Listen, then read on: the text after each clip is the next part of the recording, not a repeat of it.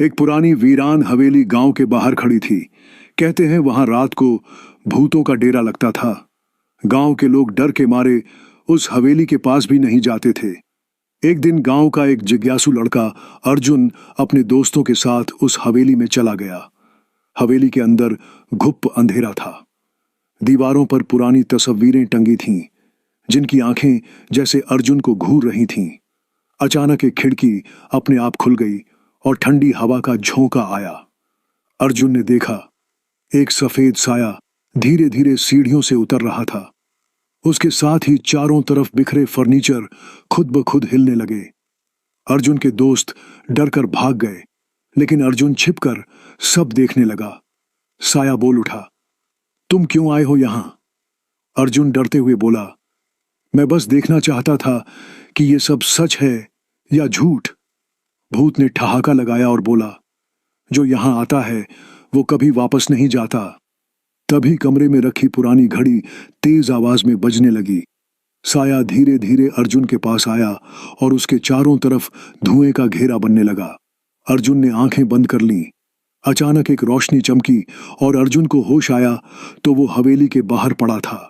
गांव वालों ने उसे घेर लिया, लेकिन अर्जुन आज तक वो रात नहीं भूल पाया। एक छोटे से गांव में एक लड़का था, नाम था मोहन। मोहन को पहाड़ों पर चढ़ना बहुत पसंद था। एक दिन उसने तय किया कि वह गांव के पीछे वाले सबसे ऊंचे पहाड़ पर चढ़ेगा।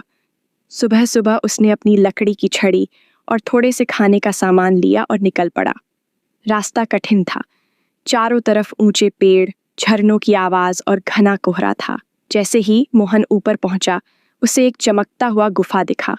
गुफा के अंदर उसने एक जादुई पत्थर देखा जो नीली रोशनी फैला रहा था। अचानक पत्थर से 3 चमकदार तितलियां निकलीं और मोहन के चारों तरफ उड़ने लगीं। तितलियां उसे एक छुपा हुआ खजाना दिखाने ले गईं। खजाने में सोने के सिक्के, चमकते मोती और पुरानी किताबें थीं। मोहन ने किताबों से सीखा कि असली खजाना ज्ञान है। वह खुश होकर गांव लौटा और सबको अपनी कहानी सुनाई। अब गांव के बच्चे भी सपने देखने लगे। गांव के किनारे एक टूटी फूटी झोपड़ी में रघु काका रहते थे।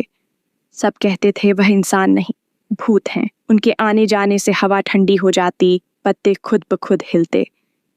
बच्चों को सख्त मना था उस झोपड़ी के पास जाने से। एक रात जिज्ञासु अर्जुन अपने दोस्तों के साथ वहां गया। झोपड़ी के दरवाजे अपने आप खुले। अंदर रघु काका हवा में तैरते दिखे। उनकी आंखों से नीली रोशनी निकल रही थी। अचानक दीवारें कांपने लगीं, फर्श फटने लगा और एक पुराना आईना चमक उठा। आईने में दिखा रघु काका असल में गांव के पुराने साधु थे, जो आत्मा बनकर गांव की रक्षा कर रहे थे। उनकी आत्मा को मोक्ष चाहिए था। अर्जुन ने सब गांव वालों को सच्चाई बताई।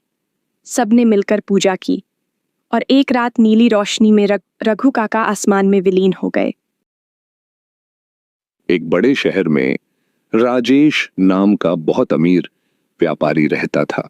उसके पास बंगले, महंगी गाड़ियां और नौकर चाकरों की कोई कमी नहीं थी, लेकिन राजेश को अपनी दौलत पर बहुत घमंड था।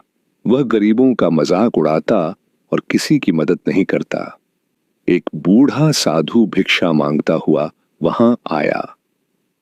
साधु ने पानी मांगा, लेकिन राजेश ने उसे दुत्कार दिया, भाग जा यहां से।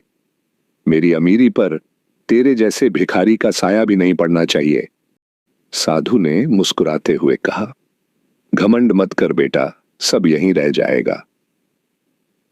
राजेश ने उसकी बात हंसी में उड़ा दी। उसी रात अचानक आंधी तूफान आया। राजेश का बंगला गिर गया। सब संपत्ति आग में जल गई। सुबह होते होते वह सड़क पर आ गया। अब वही साधु फिर मिला। राजेश ने रोते हुए कहा, मुझे माफ कर दो बाबा। साधु ने कहा, बेटा, दौलत पर घमंड मत कर। असली अमीरी सेवा और विनम्रता में है। राजेश को अपनी गलती समझ आ गई। उसने गरीबों की मदद करनी शुरू कर दी। आज वह फिर से अमीर है, लेकिन अब सब उसे दानी राजेश कहते हैं, जिसने अमीरी के घमंड को छोड़कर इंसानियत को अपनाया है।